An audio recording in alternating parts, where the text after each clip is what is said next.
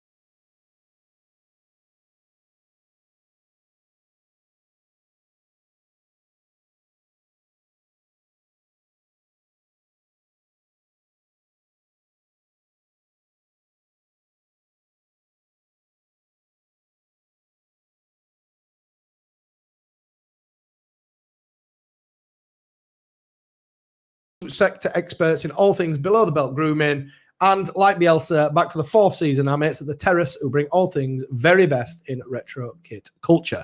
Ben, it's saying no sound. Yeah. Why? Usually. After that delivery as well. Yeah, usually. So now, after I've just read the sponsorship, I need to read them again. Yeah, usually it does take you off the mute on that, but it didn't do it. So yeah, so slight technical gremlins from Raggy's Kitchen. But as I said then, but nobody heard me apart from these four. We've gone now. We've gone. We're brought to you by the guys at The Athletic, home of the very best football writers, including our very own Phil Hay and the home of the Phil Hay Show. Manscapped, the absolute sector expert for all things below the belt grooming. And like Bielsa, back for a 4th season with ourselves, is our mates at the Terrace who bring all the very best in retro kit culture. And we'll hear from them later in the show. So, live from Raggy's Kitchen, as I said, but nobody heard us because Ben had not took the mute off. Gents, this is the first time that actually we've had a full complement of all of us together in the flesh, and we've had just one small technical problem. Whereas last time, when it were just us guys, Mike and Ben, we had a monumental one, didn't we? Well, I spent like a good evening sorting everything strong out, evening. So yeah, good. Obviously, we're live on YouTube, Facebook, and now Twitch. That Ben set us up on. So if you're watching on any of them, please share it and get other people to watch it. That'd be lovely. So yeah. So lads, upcoming season starts on Saturday. After we finish our last pre-season game on Saturday at the home of the Red Devils, Manchester United.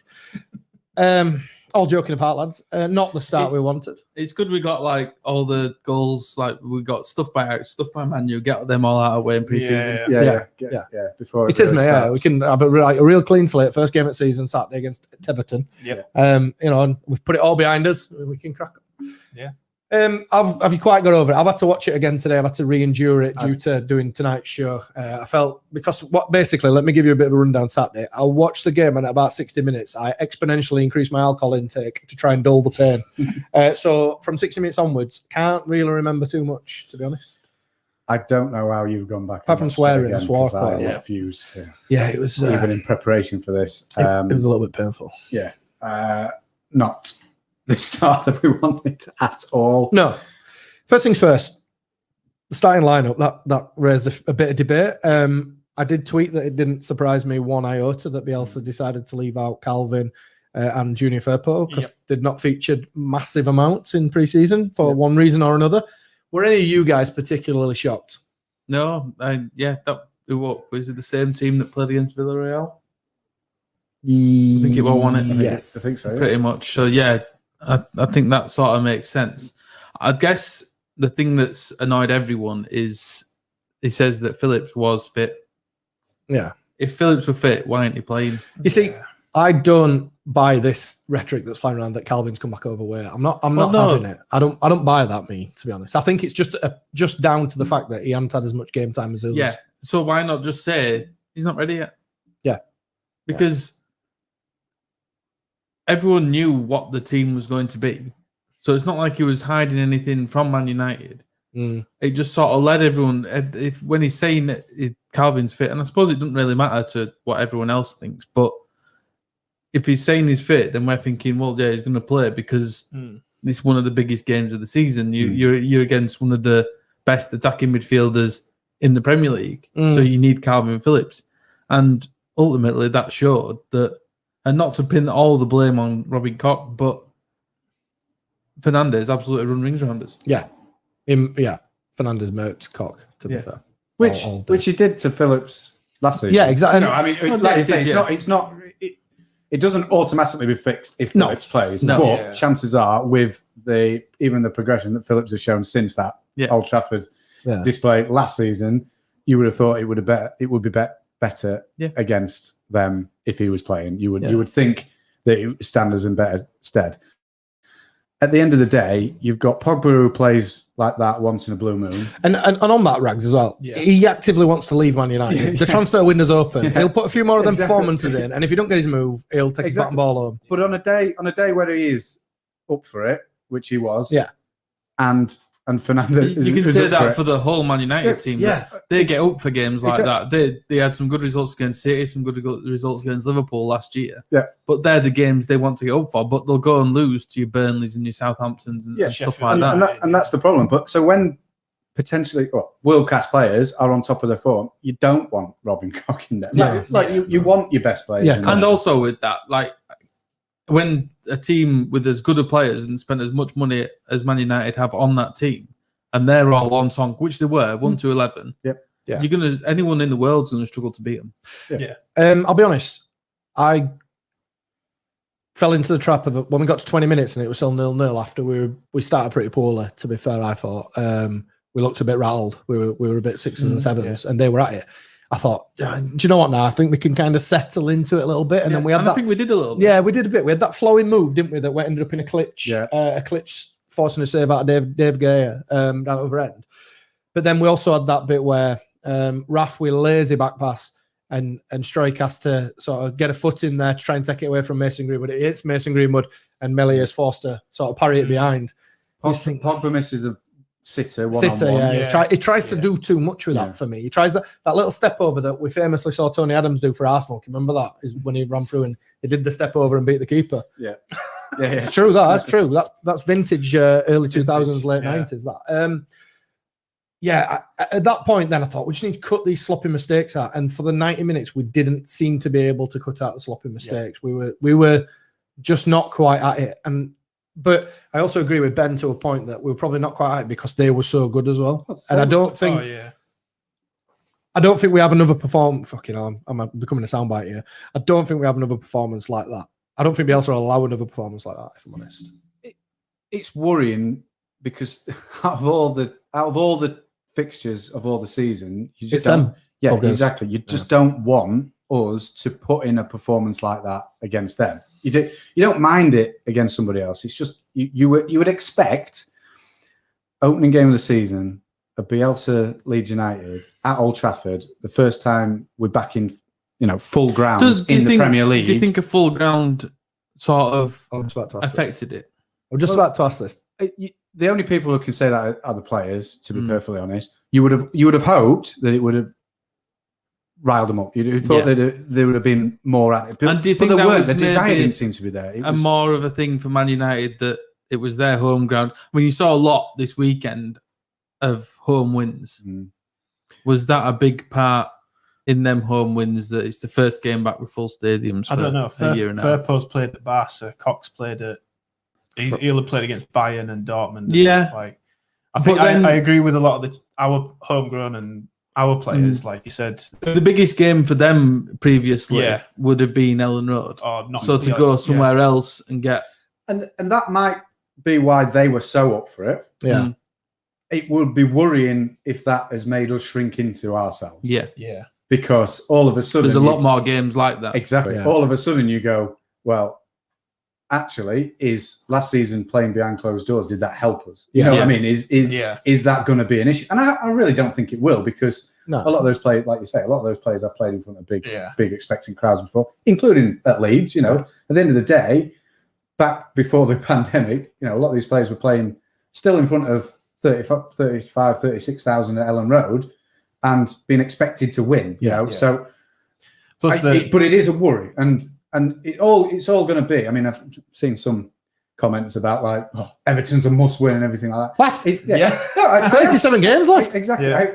But I've seen those sort of things. It's obviously not, but I would expect a performance, a reaction. Yeah. It doesn't. We don't necessarily need to beat Everton. No. Listen, Like, Everton are not a bad side. No, they're not. They're not. But we need to see a better performance. Yeah. And we could lose that game. Yeah. But if we see a reaction, then that's all. You know, I will be a lot happier. Yeah. Well, in terms of playing in front of a crowd and playing in an empty stadium, 6-2 and 5-1, you're looking at that and going, it's pretty much the same performance, isn't it? Like, So where the difference of 70-odd thousand on, no fans. They appear, Solskjaer appears to be, not tactically, but he appears to be Bielsa's kryptonite, because they've done, apart from the game at Ellen Road where we kind of starved them out a bit, and it finished 0-0. It was, you know, you could see what their game plan were. They basically Leeds does, as in they waited for us to make mistakes and jumped all over it, and you know, they took the chances. They pressed as well. Yeah, they did. Yeah. And I was at half time. I thought it'd be interesting because teams that usually do that tend to tire. Yeah. The problem we had is we had that fucking bad 10 minutes where we'd fucked it by then. Yeah, so it didn't matter. It didn't matter if they tired. They didn't have to press us anymore because they were 4-1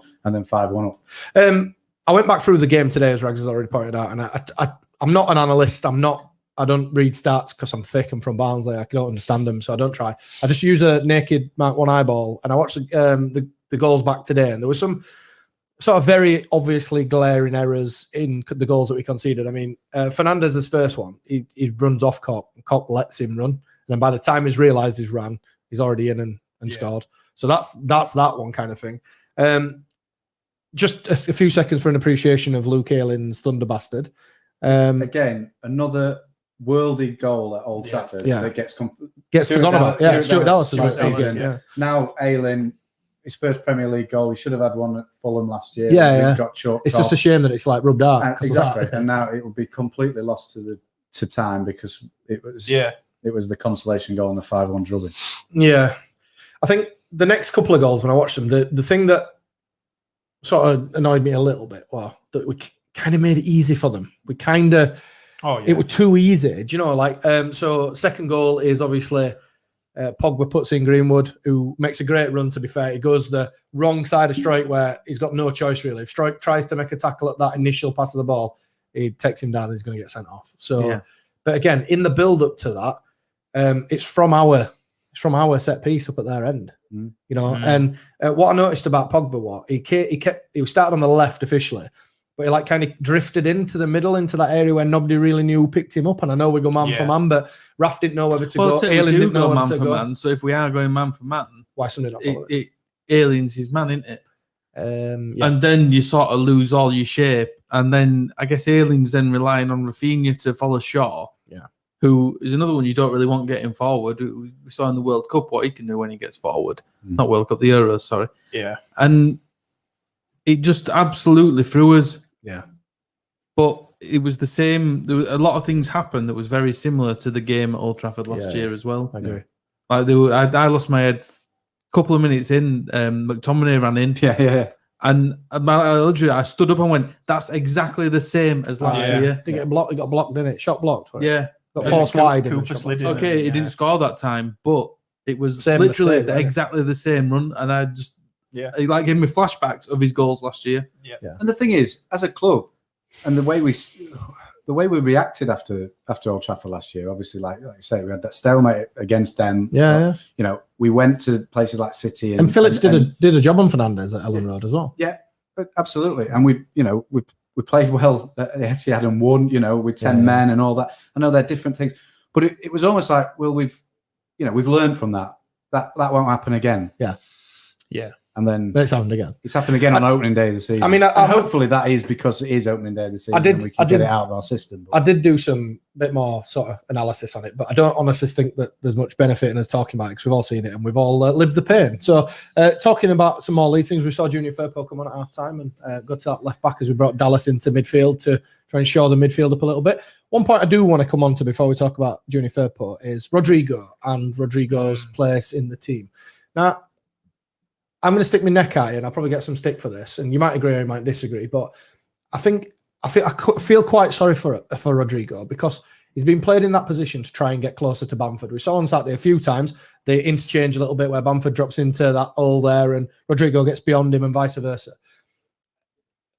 So for me, that position is best suited when we're dominating the ball, when we're in control of the game, where he can afford to take up them positions. On Saturday, we were never in charge of the game whatsoever. That kind of selection is when you're playing the teams that are... Yeah. I guess I don't want to sound big-headed in this, but teams that are lower than us. Yeah. Your Burnleys, your Brightons, your Watfords, you'd imagine, your Brentfords, although they're when we're looking to sort of, like you say, have more time on the ball and dominate a game. Yeah. And this is the whole thing with, I guess, which we'll go on to in a bit, in having another centre midfielder. Who is a centre midfielder? It's something that we said many a time last year, that if we had that centre midfielder, then Rodrigo probably comes out and you're playing with Click and another centre mid. Dallas did it a bit last year and we made that change. But it needs to be someone of the standard who can play against teams like this. Yeah. I mean, who can win the ball, I think keep the ball. The reason why I brought up is because they appeared to be a particular sort of lightning rod on Saturday's game where it was their fault and he's not good enough in that. And I just felt like it was a bit rough to point the finger at Rodrigo and saying that he provides nothing. He provides nothing. I think he provides a lot. I do. I like him because he's someone... Bamford's not really the kind of striker that you hit the ball up and he keeps the ball. No. Yeah. You want to be getting him in sort of maybe down the sides a bit and sort of in behind. And let's be honest, and that's when he's best. And let's be honest, pull players out. Lindelof and Maguire did a job on Bamford. He didn't get a kick. He did not get a kick all the game hardly. But Rodrigo, you get the ball to him most of the time. He didn't have a great time maybe on Saturday, but you get the ball to him, the ball sticks to him. Yeah. And he moves stuff about. Yeah, I'm not excusing his poor 5-yard passes, but there were a few to blame for that. I mean, it's the worst game we've seen Raf play, I think. I genuinely thought he looked like he was trying a bit too hard. You're talking about the supply to Bamford. I mean, our wingers were dead to the world. I thought Scummers did a good job on Jack Harrison. He didn't get a kick. They doubled up on him every time. Every time he got ball, he had nowhere to go, really. They doubled up on him. So they saw him as a creative outlet. Raf let himself down at times, I thought, with just simple passes that he didn't do well. I just, like I said, I bring it up because I just felt like it was a little bit unfair to point it all because to sort of throw it back to people who say that, we brought Dallas on and they still overran us in midfield in second half. So it didn't really change anything. Well, we conceded 4 in the second half. Exactly, yeah. So, I don't know. It's a tough one. But going back to my original point, Junior Firpo, very difficult to do, in a defeat like that. Baptism by fire to lose 5-1 and come on at 1-1. But I'm looking forward to seeing more of him. He gets in good areas. Defensively has always been a question mark around him, even when he were at Betis. He's very much an attack-minded left back. But did we see anything from him on Saturday where you think, you can grow into this kind of thing? He didn't have a chance, did he? I can't remember him doing much. I didn't have a chance. That's what the point I was trying to get at. But it's one of them where you forget the playing. Like, it showed Bamford at one point. I was like, oh, shit. Bamford, when he came off, looked fully dejected. Yeah, and I can't blame him in the slightest. Before we kind of segue on, another thing that's crossed my mind this week is, do you think that the substitutions may have been a nod to the board that, look, this is what I'm dealing with? Can only hope. Because I don't want to sound disrespectful. On this podcast, we give respect to players because they do a difficult job. But I'm pretty much done with Costa now. Yeah. I'm ready to say he's not good enough. He needs moving on. Don't want to play with him anymore. I couldn't believe it when we brought him. And that's why I wondered, because I mean, we're getting tongued. We've not really got anything else to lose. You kind of think Christian Somerville's had a fantastic pre-season. Maybe it's a chance to just chuck him on and give him his first team debut, nothing to lose kind of thing. And that's why I kind of looked at him and thought, I kind of wonder if that's a little bit of a, I want a winger, get me a winger. This is what I'm having to deal with. Maybe. I don't know. Does Bielsa think like, has he done that before? I don't know. It got to the point, I mean, you're bringing your subs on at half time, and that left us with, so you brought Firpo, I'm trying. No, he only brought Firpo. So it leaves you with 2 left. And by the time you get to sort of 60 odd minutes when you're looking to bring subs on, were we 3-0 down by that? 3-1 down? 3-1 at that point. Oh, 4-1. 4. So does that change things in that you're 4-1 down, and as much as someone like Phillips needed minutes, was it worth putting him in this game? Yeah, because that's what I thought. That I'd have thought you'd have brought Phillips on if it was tight, if it was still 1-1 or whatever. Yeah, bring Phillips on and give him that time to and give him with his experience now and how good he is. But when you're down to 3-1, 4-1, 5-1 or whatever it was, getting on to 60 minutes, was there any point? And you just sort of give Costa a run up because you're not winning the game. Yeah. I think for how he intends to use Robin Koch as well, he has to leave him in there. He has to leave him in there and say, deal with this, like deal with, because it won't be the last time that Koch plays in CDM role. And it won't be the last time he ends up costing us. Do you know something? I think he can play in that CDM role and look better than he did on Saturday, if I'm honest. I think he could. Yeah. I think he can do a competent job in there. It wouldn't be my first pick.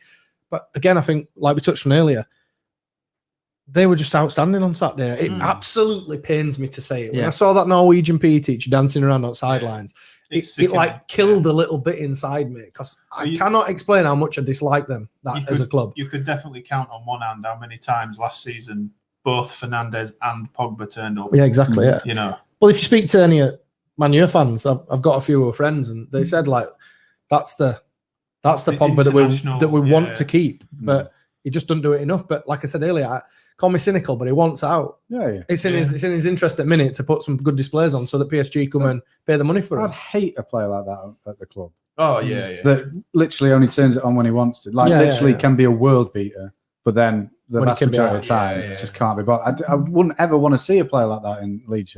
Yeah. No. So, kind of going to push Old Trafford into the rearview mirror. Please. But it segues us on perfectly to one of our sponsors, the guys at The Athletic. Phil Hay, obviously, and Amitai Winehouse got together this week and wrote an article on Leeds United's best 11. So I'm going to read them out to you, and I'm going to... Current 11. Current 11, yeah, based on, obviously, not best 11, current 11. Sorry, yeah. So, Phil Hayes was Meslier in goal, Ayling at right back, Llorente and Cooper, Firpo left back, Phillips, Rafinha, Dallas, Rodrigo, Harrison and Bamford. So he left out Matthias Cleek. Yeah. Amitai Winehouse went with Meslier in goal, Ayling at right back, Llorente in strike. So he left out Cooper and put strike in there.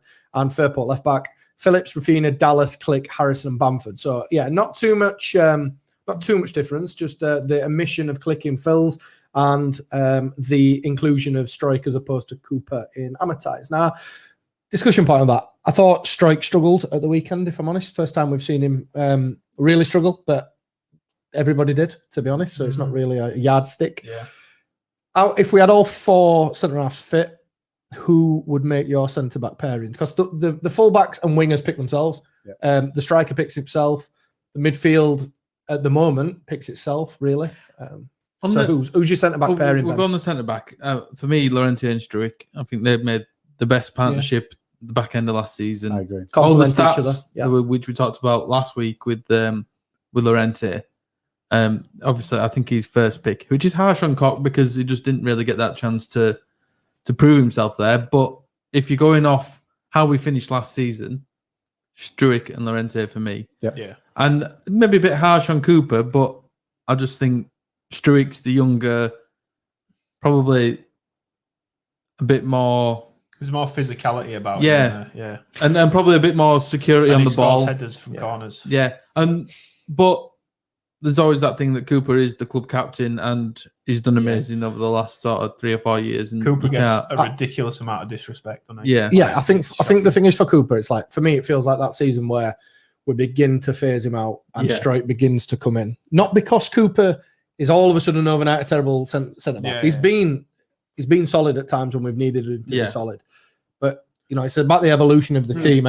And Cooper's at his ceiling. Strike's got another 6, 7, 8, 9, 10 rungs of the ladder before he reaches his ceiling. And it's about that transition, isn't it? And I think that's the reason I would go for Struijk ahead of Cooper as well. Because I think that there's not much between them in terms of current ability. Yeah, but it's obviously it's the future and the potential within Stuart. And that's not for 1 minute saying that Cooper's not going to play a part throughout the season. They're going to play a part. Llorente, he's had his injury issues both at Sociedad and with us since he's been here, so he's going to play.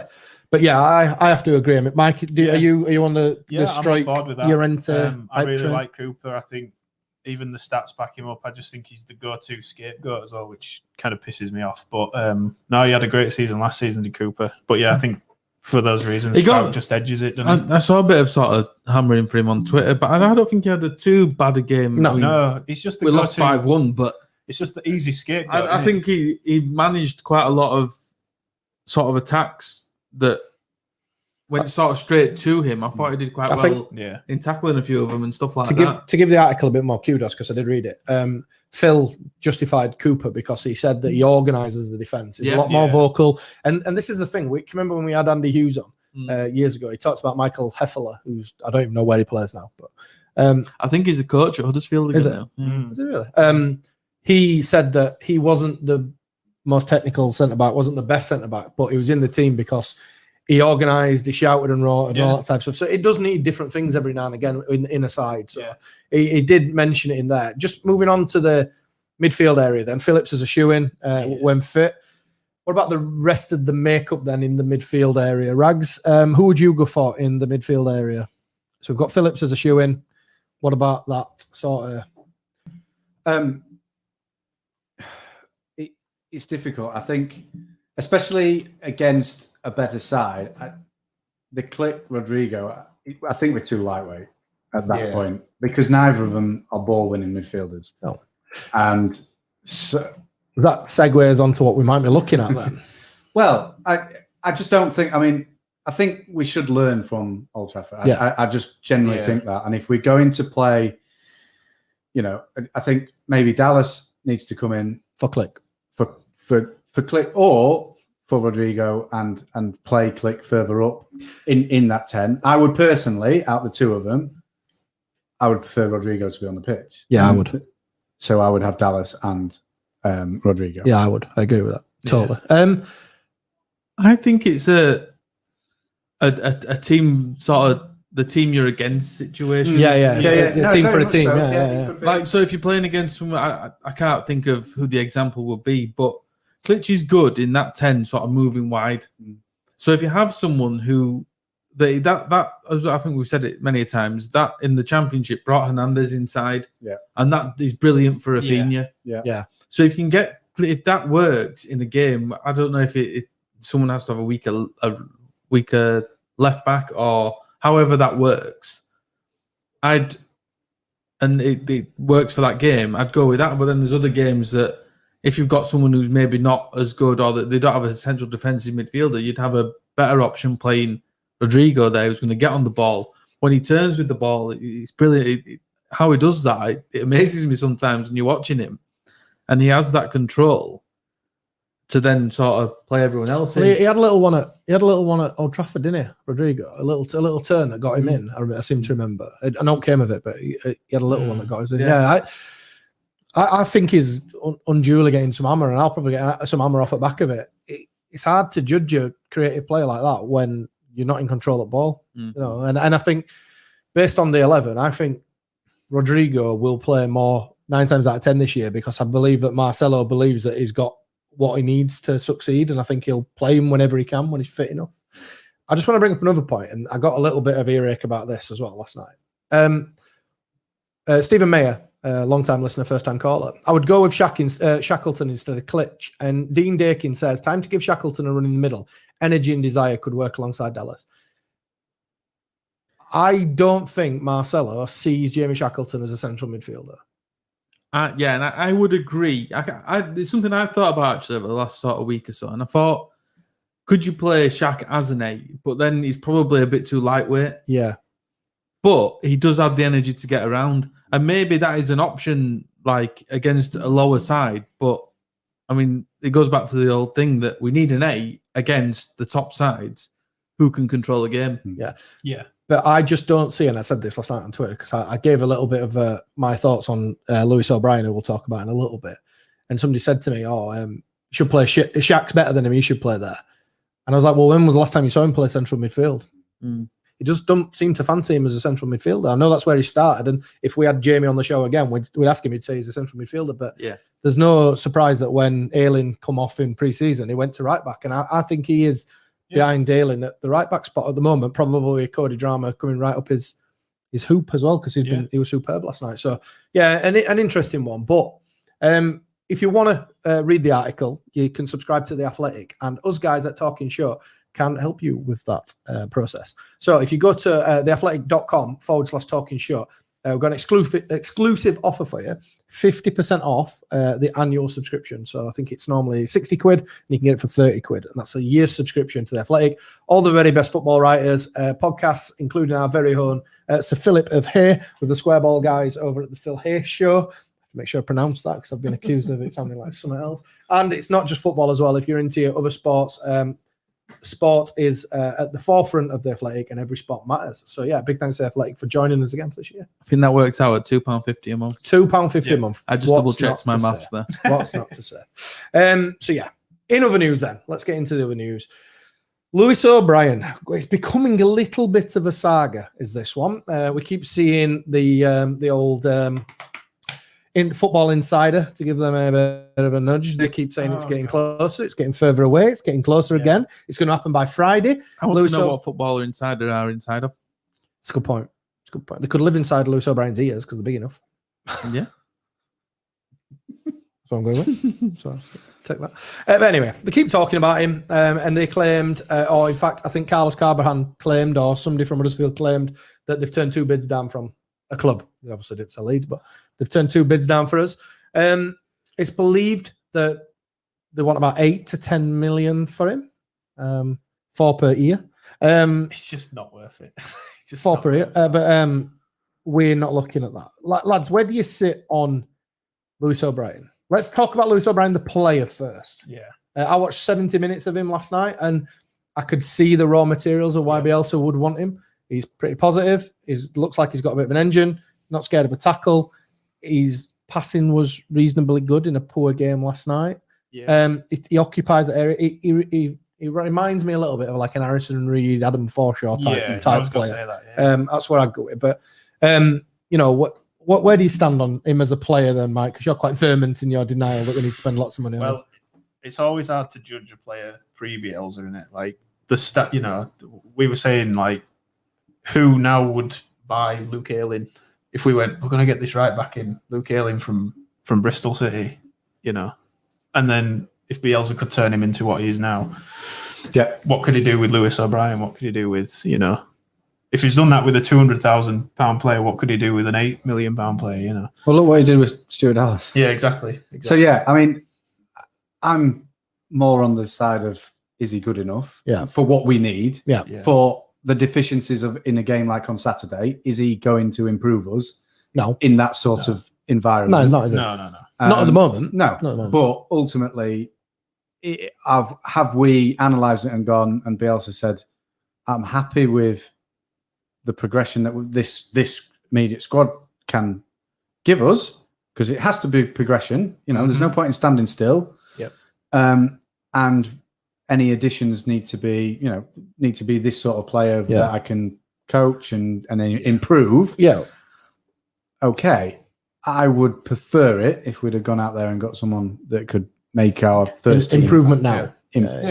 Personally. Well, and that's the problem. We've just talked about, we need that someone in the middle that can run a game. And the worry for me is we're buying a guy who's 2 years into playing at Huddersfield. Yeah. I mean, I worry that the board look at the Scum game and go, well, we're not going to play them every week, so why do we need to invest that much? But we're all crying out for at least one game changer, somebody that's not necessarily a game changer, but someone who can go in and do the dirty work against them, and help our game changers, like Rodrigo and Rafinha, and help Phillips in games like that. The way I kind of see our team structure at the moment is the midfield is like the engine room where the graph goes off. The wide players are as creative element. Bamford puts it in net, and that number 10, 8/10 that Rodrigo plays is the one that opens teams up. That's kind of the way I see it. So for me, O'Brien makes sense that he comes in and he'll add graft. But like you said, Rags, he ain't coming in and improving this 11 as it stands.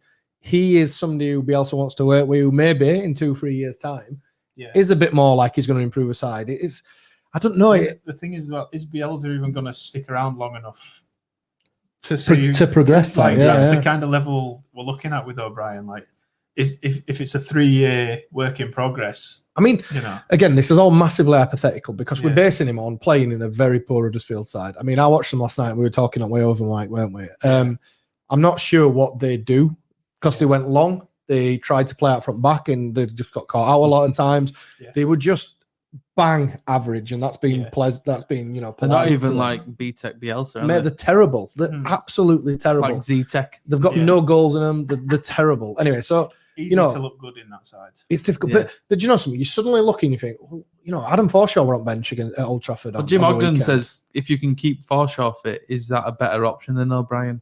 I think so. I think so, yeah, personally. But it's that risk in it. I mean, that's the problem. It's the risk. It's the risk that comes with it. Yeah. But I'm not being funny. But if we do get O'Brien and we do get a fit Adam Forshaw, maybe after Christmas, somebody who's going to be able to, then all of a sudden you're looking. You think we've now got we've got work rate in engine room, haven't we?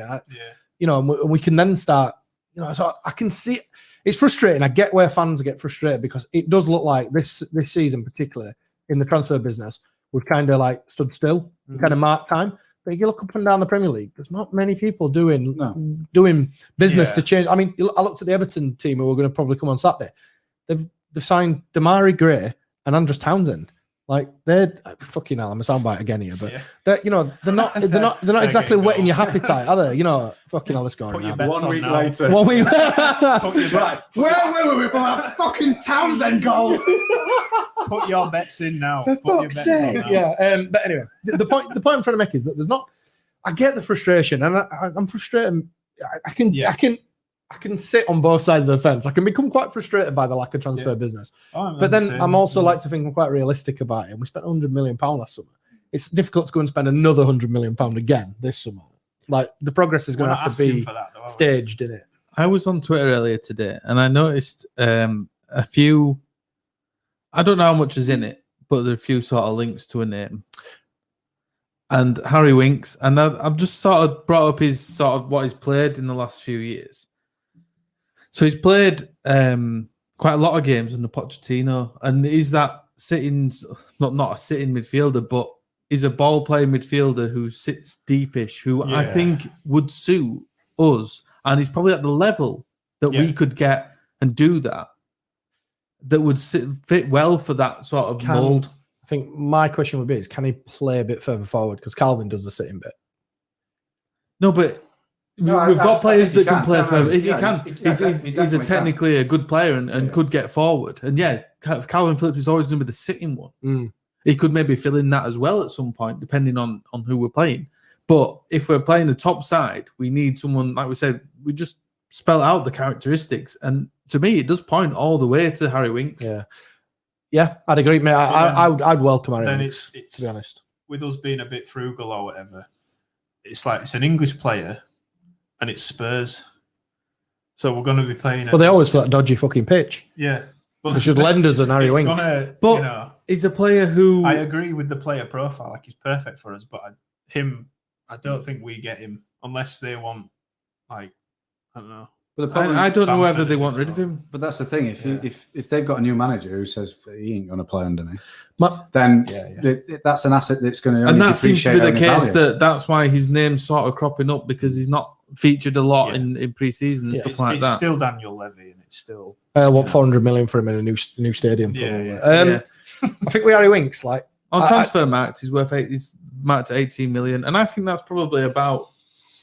I think that'd be a good value. If you got him on a loan with an option at the end, then it's a no-brainer, really. Because you'd like to think that's smart business. Next season we might, but then again, it's if Spurs want to do it, they might want to keep him around. They're in UEFA Conference Cup thing, so they might want to keep him around for that. But I think the other thing, I would welcome Harry Winks. I think it'd be a good signing for us. But my mate's a Spurs fan, big Spurs fan, and he doesn't rate him, says he's very negative. So.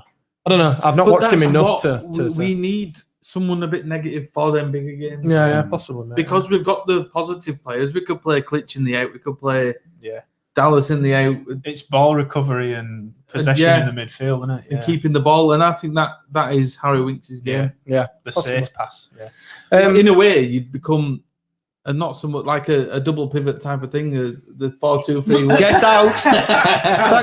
Thanks for listening. End of show. Fucking double pivot. No, but you know what I mean? It's someone who's going to help Phillips with that. And don't ever say double pivot again. Well, I just did that to annoy you. We've been mates a lot of years. What And about you can't say double pivot. Rodrigo in the false 9? No, stop now. Right, it's getting ridiculous. Yeah. Overlapping centre back. So Harry Winks. Let's break that as an exclusive. It'll be on Football Insider tomorrow. Ben says from Talking Shut we're signing Harry Winks. Yeah. We'll get some comments in a bit because there's quite a few strolling in at the moment. Another name has come out. Philip Million says Brownhill. Josh Brownhill from. I kind of saw the outlet that were reporting that, and I thought, nah, it's bollocks. Is it just going for big-eared people now? Yeah, pretty much. Right, O'Brien, Brownhill. Paddy Miller. We've done Burnett tomorrow. Paddy Miller. By his own admission, he's in comments now saying he's got big lugs. Anyway, love you, Pat. Love you. Now, me and Mike were discussing this coming over, and this is the thing for me where I believe that this is an important deal for me. The winger. So I've already said I've given up on Costa. There's some rumours flying around that Pervader's that are falling out. Don't know how true they are. Probably internet chat. But it looks like he's going to go out on loan. I think the YEP reported today that he's going to go out on loan. Yeah. Phil said on the last Phil Hay show that Leeds would be open to potentially doing a winger, but he weren't too sure if they were going to do it. I personally think we need a winger. We need a game changer. We need someone to come on. And when Raf's having a bad game like he were on Saturday, when Jack's not getting a kick, we need someone to come on who's going to do a bit of something exciting. Yeah. And I know the comments are... Well, let's play a quick game. Do a quick fire. Who's your winger? Okay, go on. Go on then. No, go with someone else first. Think about it. If we were to buy one winger now, who would you get? Realistically. Obviously, we can't be saying like... Messi. Yeah. Ooh. Ryan Kent. Yeah, I have to agree. Ryan Kent. Yeah. Ryan Kent. Rangers are out of the Champions League. They're fucking going to be potless. He's already been up there and won that league, and it's a Mickey Mouse league, so challenge yourself. And absolute fact, before he went to Rangers at Liverpool, Orton spoke to him. Yeah. Orton spoke to him and sort of sold him the dream, but I just don't think he fancied the Championship when he could have gone to the Dog and Duck League. Yeah, and go and win that league. But he's done that now. They're not in Europe, and where... you've also got to think of, and this is the problem, like when people say we need like another defensive midfielder to cover Phillips. Adam Forshaw. Well, yeah, but if we were to buy someone, Lewis O'Brien, we are never going to buy anyone who's of Phillips' standard because they're going to be sat on the bench. It costs you 50 million to do it as well. Yeah, and so you think of what Kent could do is never going to... We can't come in and promise you're going to start because for me, Harrison and Rafinha start all day long because of the performances last year. He's also versatile. He can do a 10. Yeah, he can do a bit of everything and he can play either side. So if any of them have a poor game, he can then come on, he can then stake a claim for himself and he can get in the team. Yeah. And he's of the standard to do that. Well, let's be honest. He won't Dog and Duck up there. There's not else he can do now. They're not in Champions League. Yeah. Come and join the revolution. Yeah. How much though? That's going to be this potential sticking. It's going to be about 15 million in it. Yeah. I think what did we offer before it came out? And Was it 12 or 14? We offered 12. And they were like, no. It was Liverpool we were dealing with, though, weren't it? No, it was Rangers. Oh, sorry, yeah. Gerrard, when you were there last time. Said they haven't matched our valuation, but 20 or less, with the add-ons and everything. And I think that's in budget. Like, yeah, I'd agree. I honestly think we have to have 30 million to play with. After finishing 9th, I honestly think we have some in. And it's just, we just need that one player. I don't think we're asking for much. We're not asking to,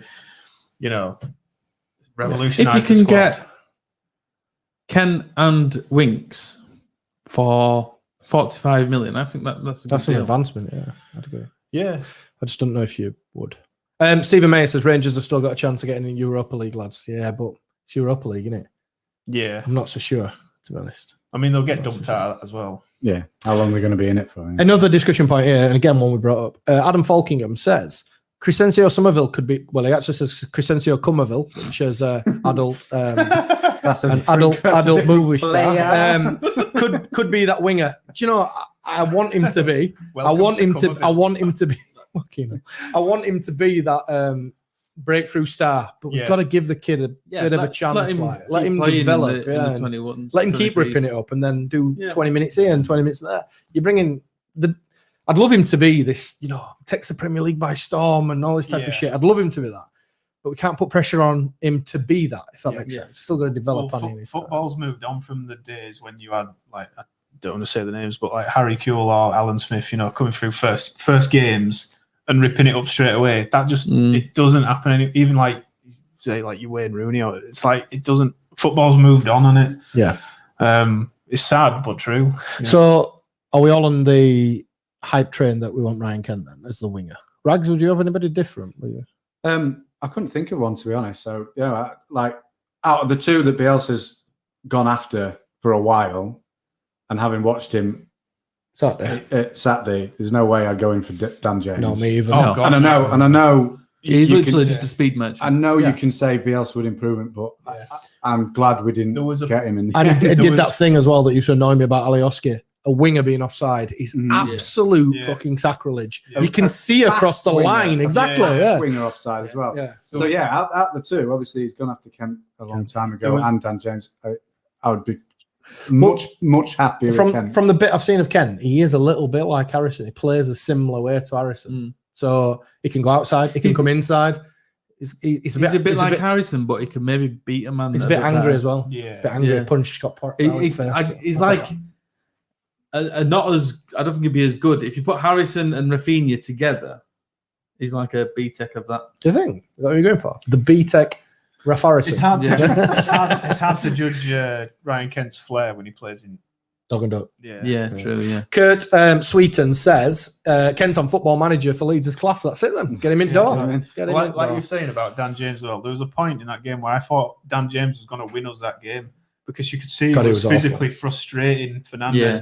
And I've said in group chat, Man U are a team of individuals and divas, and if you can frustrate them, they'll start to fall apart. But obviously, we play right into their hands the way we play, and they were just like they were getting everything, weren't they? And that nothing makes them gel more than goals. Yeah. So just to get a few goals, just to get them going, to get a few comments in then before we talk about the next. Next sort of bit of news. Jessica Jackson says, good evening. She was the first person to comment, but we couldn't reply because we had no sound. A few people saying we're on. Paddy Miller.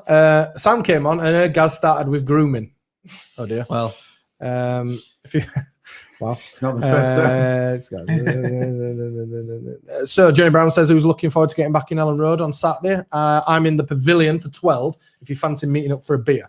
I don't know if the pavilion's open. No, I think it might still be shut. No, I think it is. Isn't it? Oh, is it? I saw something that because they're doing the South Stand boxes and they're not finished yet, there's some hospitality in the pavilion. All right. Maybe that's half of the pavilion. I was going to say, didn't they? But they started doing hospitality in the pavilion. Yeah, they did. Not last season. The season after, and they halved it up. When we went to the Huddersfield game, it were halved, weren't it? Yeah. I do know that there's something like that where some of the boxes in the concourse in the boxes isn't quite finished yet. So. Thanks for the first 3 games. There might be some hospitality in there. Beefy Oddball LUFC on YouTube says Rag is looking slim. Oh, thank you, Beefy Oddball. There you go, Beefy Oddball. glowing praise from Beefy Oddball. I have been trying. Yeah. A few other comments here. Jim Ogden's on. Good evening, Jim. Leeds fan. Worst thing was we scored against Man United, obviously. Let's have a look here. John Mattison, after the game, went to watch one of my local sides, Lancaster, to cheer me up. Ex-Leeds player David Norris arrived 10 minutes late, and they were down to 10 men and 1-0 down, for fuck's sake. So last night, I went to watch my other hometown team, Morecambe, against Rotherham, to see how they got on, and they lost 1-0 as well. Roll on Saturday. Fucking hell, man. I hope you don't come on Saturday, please. You are a jinx. Pavilion's all corporate, according to Doreen Carter. Just have a look here. Stephen Mayer said, Kinnear said the window is going to be quiet unless a RAF deal comes along. Bielsa is happy with the squad as it is. Like you have said, we need at least one player in his opinion. So, yeah. Do you believe that? No. Do you? I just can't see how that works. No. Adam. Mark Jones also saying that Moylesy, that's you, Rags, looks positively athletic at the moment. Well, maybe I'm athletic Rag. Athletic Rags, yeah. We lost Ben, so you can be athletic Rags. Yeah. Right. So other news then. Been a few rumours floating around on Twitter that the delay in Patrick Bamford signing his contract renewal, maybe related to the Harry Kane going to Manchester City, and Spurs may be interested in Tottenham.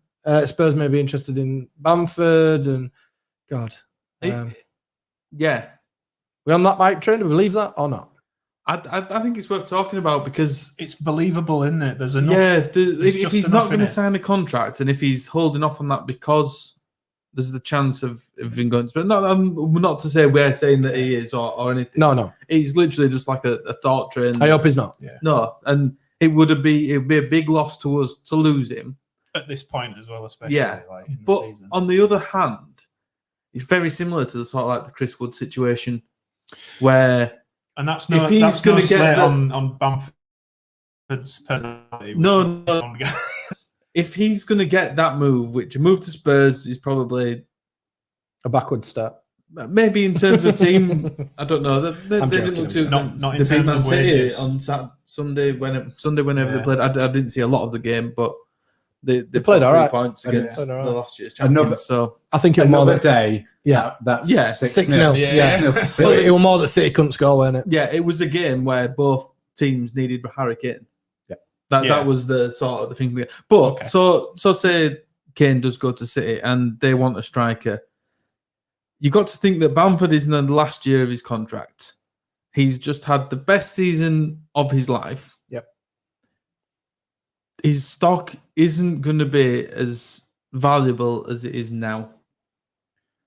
In a business sense, as a football club, do you cash in on that?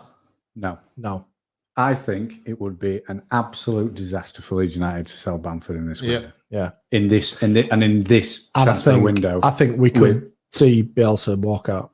Genuinely, I think he values him that much in the way that we play that he would walk him out. It would cause issues. I would say right now, and I'll stick my neck out. I think it would be worse for the football club in this position to sell him this window than it would have been Phillips. Yeah.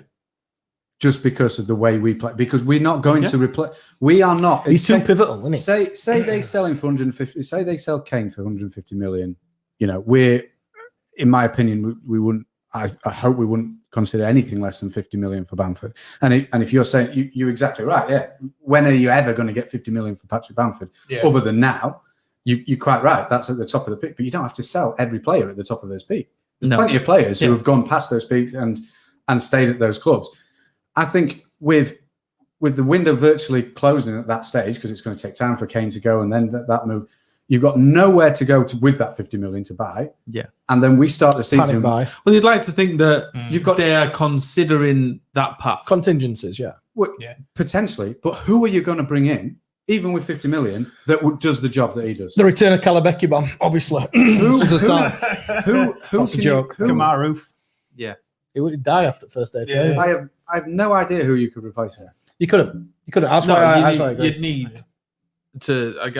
I guess, like they said, they have lists of players that could do stuff, and I guess you'd need to see that list and the stats and. I mean, and that's stuff the thing, like that. Tammy Abraham's just gone to Roma and that. But then this begs the question: why the delay in the contract thing? Because the Athletic were reporting it back in. Was it July? When was it? Like just. Yeah, everybody's kind of been doing nothing for 3 months since. It's like, why would you not just get it done? Do you know something? There might be an element of Pat knowing that his stock's so high, and just going, well, I'll see what comes in. I mean, I'm not saying 4 minutes could happen, but if Pat's having a look on at the Harry Kane situation, City are going to have to buy a centre forward based on what I saw at the weekend. If they don't buy a centre forward, they're going to struggle. Yeah. I think personally. Could he have one eye on there going, my stock's as high as anybody's? Could I get a move to City? City aren't buying Bamford. No, I'm not saying that, but I'm not. I just use City as the example. Like, is he just basically saying, "I know my stock's high"? Would Arsenal buy Bamford? It looks like they could potentially lose Lacazette and Aubameyang. Yeah. Would Arsenal potentially buy Pat Bamford back to London, where he's from? That could be a good shout. Do you know? I'm not. Well, listen, I guess the question for that is Arsenal a step up from Leeds United? Or is he just playing the contract game? Yeah, like, can he get more wages? Yeah. Can he get X, Y, Z for whatever? And to go back to what we said earlier, if he goes to Spurs, if he got 35 million and Harry Winks. No, I still think it'd be terrible. Who's going to lead the line? Harry Winks. We'd have to buy someone. Rodrigo, yeah. I don't think Rodrigo can play the same way that Bamford plays. No, he doesn't. We've seen it. I don't know if he finished the season well. He did finish the season well, but he's still. I don't think his all-round game is as good as Bamford's. I think he's a classier finisher. He's got that bit of va-va-voom. But he ain't got. But he hasn't got the work rate. He ain't got that. But anyway, just to be clear, we're not pimping Patrick Bamford out. All of us would much rather he stayed at Ellen Road. It's just a discussion point. So other news. Costa, on the other hand, Liam Kent's with me, 100%, 35 million Harry Winks. I'd do the deal. Mate, you've had too much sun, Liam. You've had too much sun in Dubai. That's what your problem is. In other news, then, Leeds were very loosely linked with Fabio Carvalho down at Fulham, but he's started the Championship season off pretty well, and it looks like he's about to sign a new contract with Fulham. So that's the Leeds deal pretty much done. Under 23s, then. Anybody catch the under 23s yesterday? Same names. What it yesterday? Day before? Same names as usual, isn't it? Can't remember. What day was it? Yesterday? Day before? You should know. Your client were playing, innit? Yeah, I know. Monday night, wasn't it? I'm going to come on to him now. Monday night. Did anybody watch it? I didn't know. No. I did. I watched it. Pretty good. Some talented players. I've seen the goal. Jack Jenkins. I've seen the goal that you're going to talk about now. So Jack Jenkins crossfield ball. Somerville with a great finish. Saw the Clayson penalty save as well. Clayson, good penalty save. He's a big lad. Yeah, he's a big lad. He had a few oops moments earlier in the game, bit of dodgy footwork, and he was at blame for their goal of sorts. He came to try and claim it and missed it, and they scored. It was a bit of an ill-tempered affair. There was some tackles going in, a bit of argy-bargy, and there were a red card and a few yellow cards as well in there. But all in all, the future's bright. Lewis Bate started, played, I think, the full 90 minutes. Adam Forshaw got more minutes under his belt again and looked, to be progressing. But just a feature on Lewis Bate, I thought he looked good. He looked, they looked the caliber of signing that we thought we'd sign. And obviously, McGurk came on and scored as well. A ginger midfielder. Really ginger midfielder. He took his goal really well, to be fair. So, yeah, lots of things to be positive about with the 23s. Charlie Creswell had another solid game. He swapped centre-half pairings at half-time.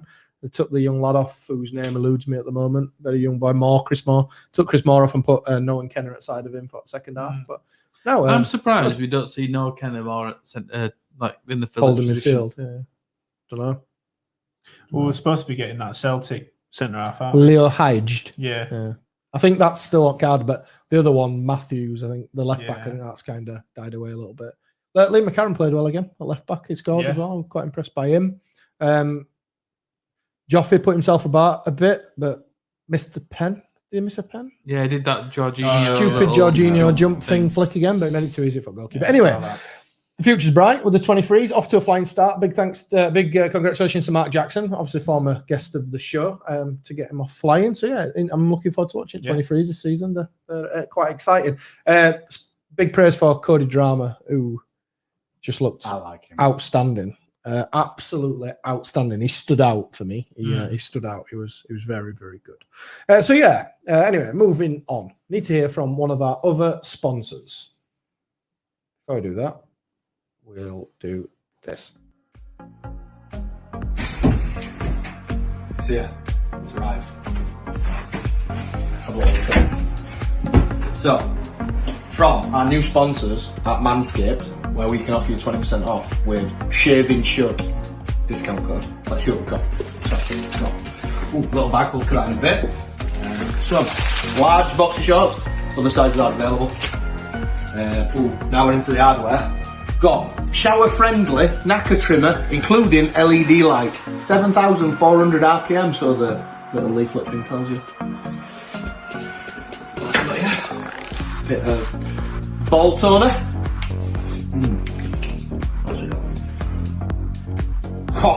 Game changer. Bit of anti-chafing ball deodorant. Made without sulfates, parabens or dyes. Gentle on the skin. Let's see what's in this little bag. It's only a game changer. you can store it on your bedside table. So, Manscaped, your balls will thank you. 20% off with Shaving Shut at checkout. Go check them out, manscaped.com.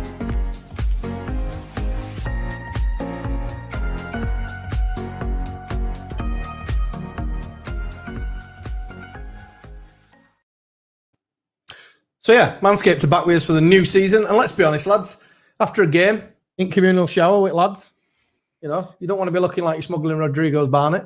I thought you were going to say you offer to shave other people's balls. Listen, name your price. Is that a new service? Name your price, yeah. On that subject, Different Sunday League team to where I played in.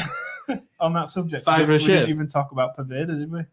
Oh no, we didn't even talk. Yeah, but we mentioned it that Pervader might be going on loan. Yeah. Oh, did we? Why did we? Why did we talk about ball trimmers and then come to Jan Pervader? Because he has the big Barnet, doesn't he? Barnet. All right. Big Barnet. Okay. Glad you call it. Barnet. That one. I thought you were going to tell us he's got hairy balls. Anyway, they've got you back with the latest below the belt grooming budget, the Lawnmower 4.0. The waterproof knacker trimmer of your dream. Join the 2 million men already taking care of their knackers with Manscaped. Enter the discount code SHAVINGSHUTT at checkout for 20% off and free shipping. Also rocking our Manscaped stuff that we got. Yeah. What? Good. Great stuff. Does Jan Pervader use it? Or? We're not sure. Well, I'll ask him next time he comes round. But, Well, he's going on loan soon, isn't he? So yeah. might have to I'll say wait on goodbye. that. Nice goodbye meeting. Might be going to Kipak's welfare. Yeah. Yeah, possibly. Yeah. That's a tough team to get into. I know about that. Kipak's welfare. Were you a goalkeeper for them, mate? Yeah. Still couldn't get in first choice. You I know? was best keeper in training as well. That's poor, that. I'm over it now. I think it's manager that as opposed to Yeah. that's poor. Manager's Favourites son. and that. Do you want to call him out? Do you want to call him out? We want Manager. manager. Call him out now. Oh, I can't remember. John Balance. Who was John a manager, Balance. and his son was Aidan Balance, and he always first name on team sheet. Yeah, player at year, players player at year, managers player at year. Yeah. Shit houses. Yeah, exactly the same. So yeah, go to Manscaped, 20% off and free shipping with Shaving Shut. And we can boast we've had orders from Australia as well. Because we discussed it on the other week's show about rinsing them on shipping. rinsing them, absolutely rinsing them on the shipping. Yeah. Dominic sending me emails like, "No, Australia, what are you fucking doing? Yeah. Australia, we're not made of money. cost us 100 quid for that." Yeah, exactly. So, lads, looking forward to the game this coming weekend. Then, Yes. the first visit of the blue half of Liverpool Toffees. to Ellen Road. Adam Pope's big derby, being an Everton fan, having to comment on Leeds United at the same time. Is that what we're calling it? The Adam Pope The derby? Adam Pope's derby. Yeah. The Pope derby. They obviously came back from 1-0 down at the weekend to beat Southampton 3-1. I watched that today as well, which was particularly unpleasant. They like to get it wide. You can see why they've signed Andros Townsend and Damari Gray. They like to get it wide and kick it at Calvert-Lewin's head. Is the little. Well, if you're going to kick it somewhere, kick it at his head. Kick it at his head, yeah. So we talked at the top of the show really about we need a performance. We need. It's not a must-win.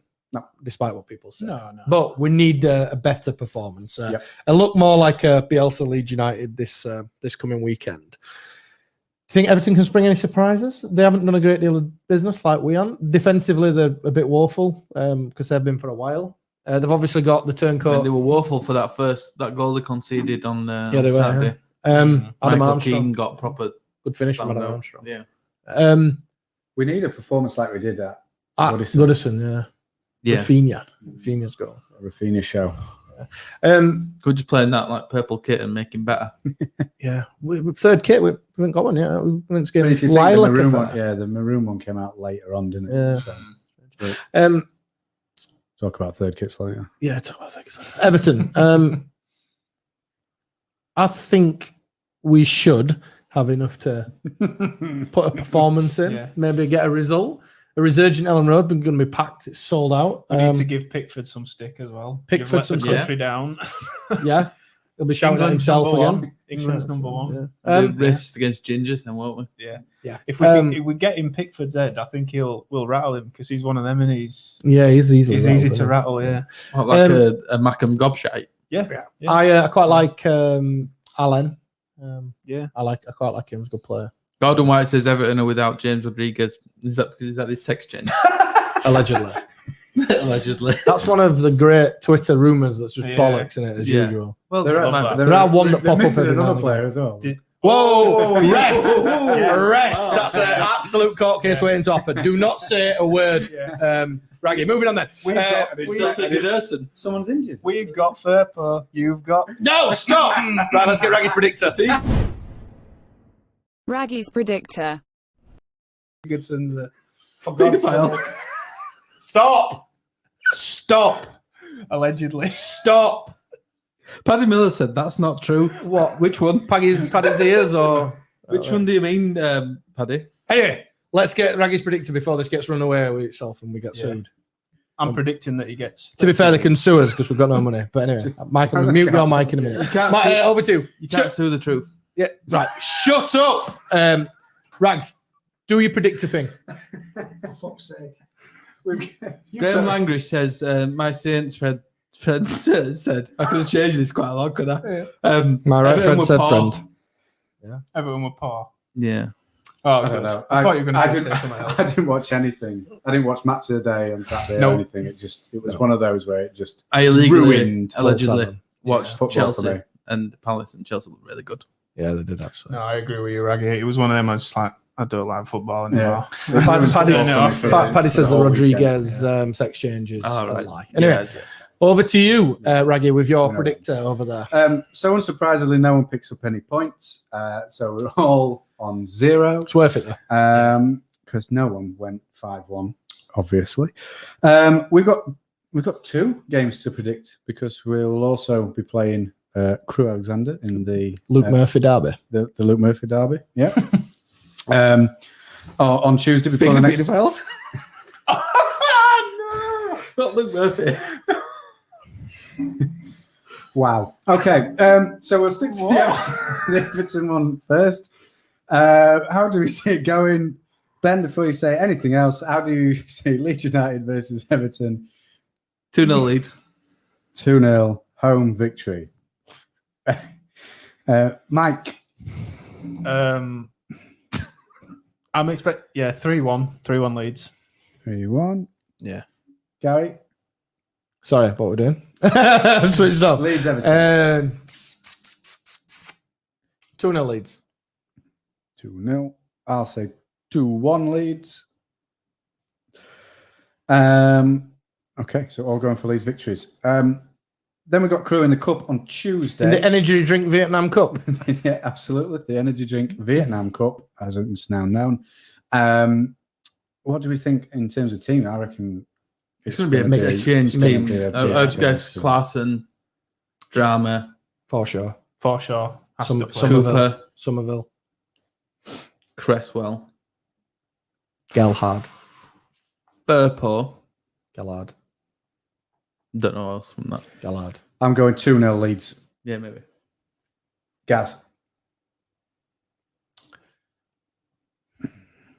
4-0 Leeds. Somerville and Costa on wings. Yeah, possibly. Yeah. Mike. I think if we play Klaassen, they might do a shithouse and get a goal. But yeah, I think 4-1 Leeds. I got 3-1 Leeds. Okay. Got to see how we go. Oh, but penalties because I'm at work day after. Jim Ogden says, talk about Crew tickets. Let's talk about Crew tickets. What about them? I don't know. I think what Jim's getting on about all is the super fans have disappeared. The outrage about not being able to get a ticket. Now have the super fans not seen the little small print that and I don't have the full proper wording, but if you buy a Crew ticket, you have more chance of getting a Liverpool ticket. Is basically what that small print says. Priority in it. So I'll take some a backhanded payment for Leeds United for that promotion.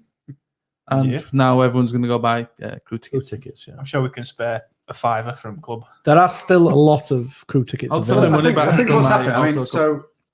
So I've seen this, and this potentially I'm going to take my daughter to first game. Mm-hmm. But I think a lot of season ticket holders might have done what I'm doing because I'm not going to go in the north stand where I usually stand with my daughter. So I've not bought my season ticket. So that's obviously then released. So I think a lot of season ticket holders who probably will look to go, just haven't done that yet. And that's why it's released all these, and there's loads of tickets still available. But season ticket holders did have that thing. Granted, it came out very quickly yesterday or today. It was only yesterday morning. Yeah. It was literally they announced the kickoff time, then the tickets came out for season ticket holders that morning. But if people get wind of you get more chance for a Liverpool ticket, they could start flying out. So most definitely. Yeah, I'd say I'd jump on it. Yeah. Well, we're good, Mike, aren't we? Oh yeah. No hesitation. No hesitation. Only had to queue for 17 minutes as well. Yeah, Not bad. early go today. Right then, we'll move on to a little bit of this. Shit out of the week.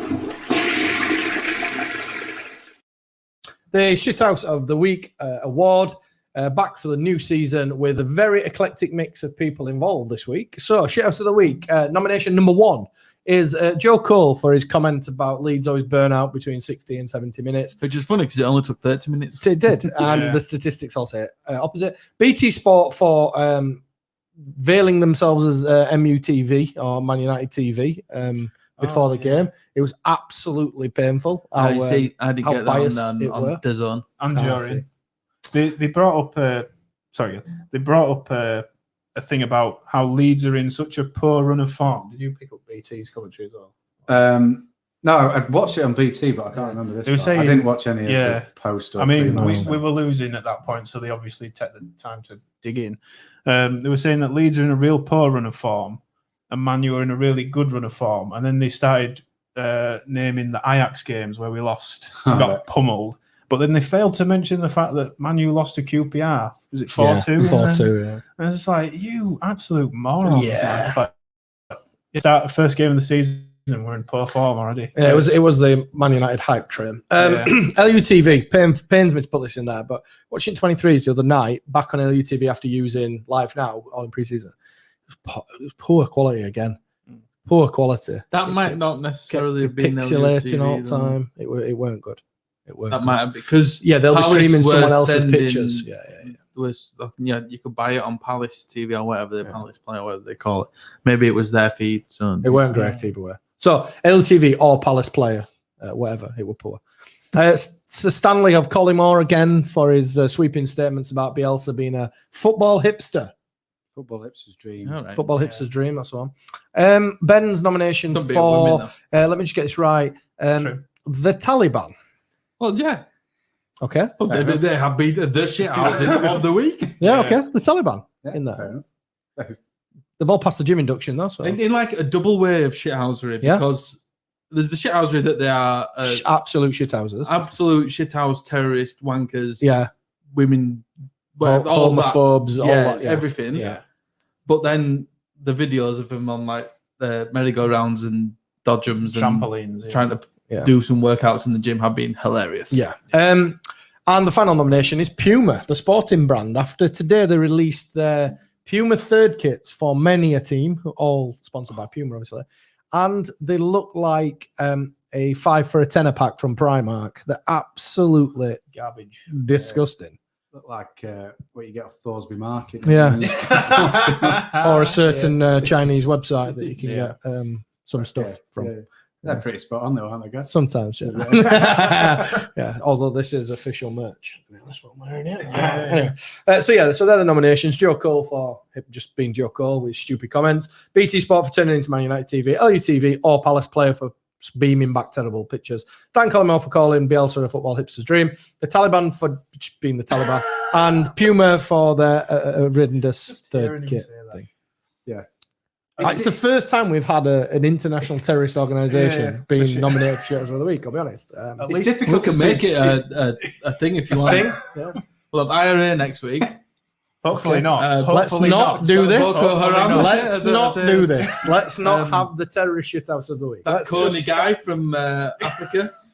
Coney 2012. Just stop. Coney 2012. Oh, God, I hadn't thought that for a while. At least the Taliban waited till lockdown ended to do it. Fair enough, yeah. Very cynical. If they'd done it during lockdown, they didn't want to catch the Rona, did they? No. Well, if they did it during lockdown, it might have been a bit easier for them. Yeah, very cynical. That would have this. been more shithousey, wouldn't it? Yeah, I suppose. Yeah. Liam Kent says Thorsby Market was the absolute place back in the day. Does it even Fruit at Loom? Fruit at Loom for days, yeah. So, lads, who are we giving it to? It's difficult to look past the Taliban, isn't it? I mean, we can't really go, oh, yeah, those third kids are fucking terrible for Puma. Yeah. They deserve it, brother. Fucking the Taliban. Proper first world problems if we don't go with Taliban. Words I never thought I would hear myself say on a Leeds United podcast. The Taliban are the shithouse of the week this week. Yeah. Congratulations. If you're listening, I think. Congrats on. Fuck's sake. It won't because they'll have smashed our laptops up and that. Yeah. Oh my God. Anyway. If you're listening. So yeah, congratulations to watch them. our viewers just drop. Yeah. Or a bomb just drop on Raggy's house. Oh my God, Ben. Fucking on fire tonight, innit? Fuck me. Get off this quick. Paddy Miller says, who's dropping the trophy off? You! You nominated him! You're going. They will actually love Ben. They would love Ben. Anyway, moving on to a much nicer organisation, The Terrace. Oh, yeah. So I was down at Terrace HQ yesterday. The Terrace. Fuck's sake. What's happened? First time in someone's kitchen in 3 days, it's all gone to shit. I've lost my job. You've not lost your job. Anyway, I was down at Terrace headquarters yesterday, and I saw some of their top quality retro kit stuff that they've got going off at the moment. They're now licensed with many clubs, so if you're other half or friends fans of other clubs, you can get some other club stuff on there. And there's a massive Leeds United range as well in there. They've got the latest blackout tees. They're particularly nice. I'm a fan of a blackout t-shirt. They're pretty smart. Hopefully some Talking Shut stuff. Yeah, potentially some Talking Shut stuff coming out soon. We have got some old Talking Shut stuff on the table in front, some old mugs and stuff. So get over there. I'm pretty sure you can still buy Raggy mugs. You can still buy Raggy mugs. Yeah. Funny thing is, we turned up to Raggy's house tonight to record the podcast, and he said, "Hey, would you like a cup of tea?" We said, "Yeah, if you want." And they all came in Raggy mugs, which is that's a good shit house of the week. Kind of interesting to be honest. Not as good as Legend of the week. Yeah.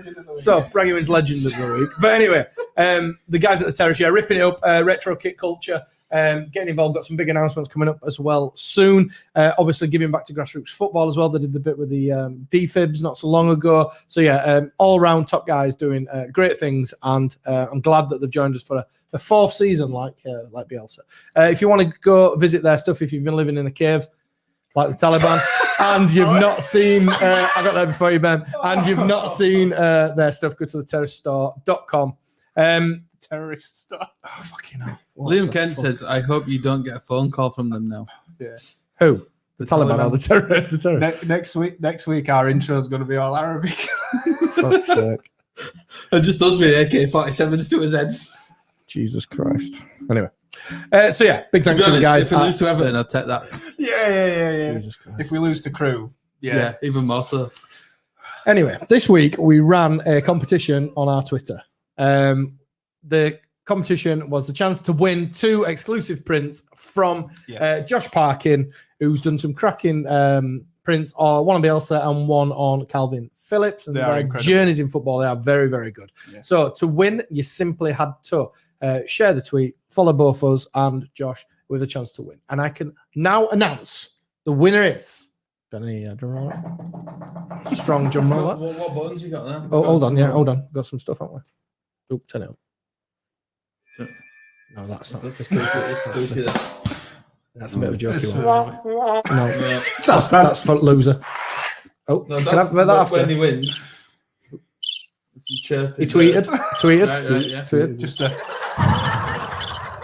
that's when you say a joke. That's my banter. That's some lad to lead stuff. Yeah. So we'll give that a miss. Anyway, so the winner is Chris Manafield, who is CManor83 on Twitter. If you'd like to contact Josh, he will sort your prints out for you. So big thanks to Josh for donating. As long as you're not from Australia and it costs £100. Yeah, please don't be from Australia. Big thanks to Josh for donating the prints for us to give away. And that brings us to an end of 156 live from Raggy's Kitchen. It's been a pleasure, Rags. Thanks for hosting us at Raggy Towers. It's been brilliant. Mi casa, su casa. Yeah, nice. Where will we be recording from next week? Won't be here because I can't make it next week. So just leave us a key. We'll let ourselves in. It's not a problem. We'll be recording live again next week. Are you, Ben? Yeah. So are you, mate? Oh, yeah. Yeah, sounds. So, we will be recording live together again next week. Big thanks to everybody who has tuned in, sent comments in, all that type of stuff. If you're watching back or listening back on YouTube or the podcast player of your desires, leave us a comment, preferably a nice one, and a review and share and all that type of stuff. So lads, it's been a pleasure. Nice to see you all in the flesh again. Onwards and forwards to Everton and the Luke Murphy derby. Only one thing left to say, and that's I'll sit there. There is one little comment. Okay. Jim Ogden says we might be doing it from a cave in Lashkagar. Hopefully not, to be honest. Yeah, well, we'll see. No, I'm going to give that a miss. I'll sit there. It's desperate times call for desperate measures, but I don't think Wi-Fi is very good in caves. Well, maybe. See ya. Bye then. See you.